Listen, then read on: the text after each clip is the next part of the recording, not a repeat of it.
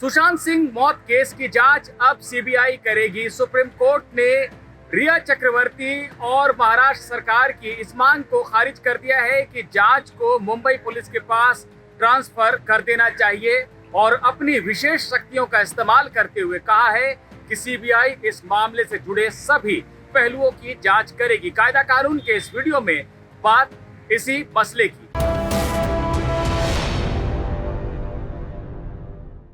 14 जून को मुंबई के अपने फ्लैट में अभिनेता सुशांत सिंह संदिग्ध परिस्थितियों में मृत मिले थे। शुरू में पुलिस ने कहा कि आत्महत्या का मामला है, बाद में कई तथ्य इसमें सामने आते गए, लेकिन मुंबई पुलिस ने जो शुरुआती प्राथमिक जांच शुरू की थी सीआरपीसी की धारा 174 के तहत, वो अंतहीन चलती रही। ना तो पुलिस ने अपनी जांच बंद की, न उसके आधार पर कोई एफआईआर दर्ज की।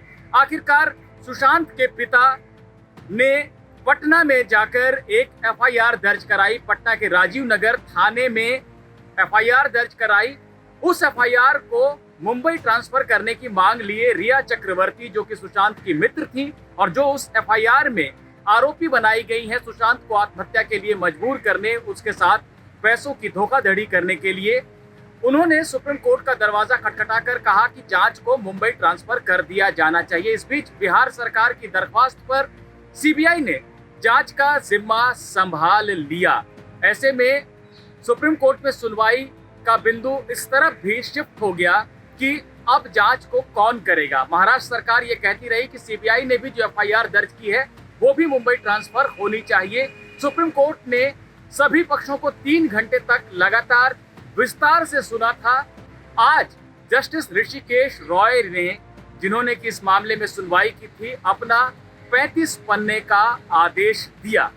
इस आदेश में कोर्ट ने साफ तौर पर कहा है कि मुंबई पुलिस जो शुरुआती जांच कर रही थी उसका और सुशांत के पिता की तरफ से पटना में दर्ज करवाए गए एफआईआर का आपस में कोई लेना देना नहीं है और मुंबई में कोई शुरुआती जांच चल रही थी, इसके आधार पर पटना में एफआईआर दर्ज होने से नहीं रोका जा सकता था। मुंबई पुलिस ने अपनी तरफ से कोई एफआईआर दर्ज नहीं की थी।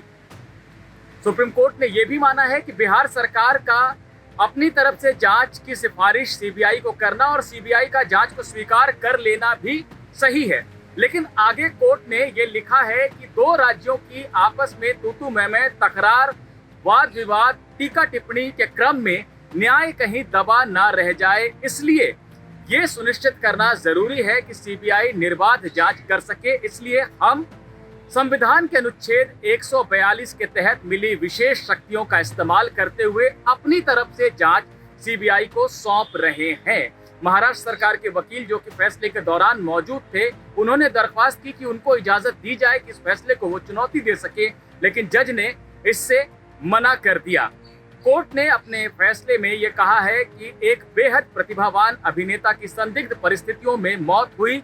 उस अभिनेता का काफी कुछ, उसकी प्रतिभा से काफी कुछ सामने आना बाकी था। ऐसे में उनके चाहने वाले परिवार के लोग, तमाम लोग ये चाहते हैं कि सच सामने आए। कोर्ट ने लिखा है कि जब सच सामने आएगा तो न सिर्फ उन लोगों को अच्छा लगेगा जो अभी जीवित हैं, बल्कि जो आत्मा यानी कि सुशांत सिंह अब हमारे बीच नहीं है, इस दुनिया से जा चुकी है, उसे भी शांति मिलेगी। सुप्रीम कोर्ट ने यह भी कहा है कि महाराष्ट्र सरकार, मुंबई पुलिस सीबीआई के साथ जांच में पूरा सहयोग करेंगे। साथ ही साथ कोर्ट ने यह भी साफ कर दिया है कि इस मामले से जुड़ा कोई भी पहलू हो, सीबीआई उसकी जांच कर सकती है।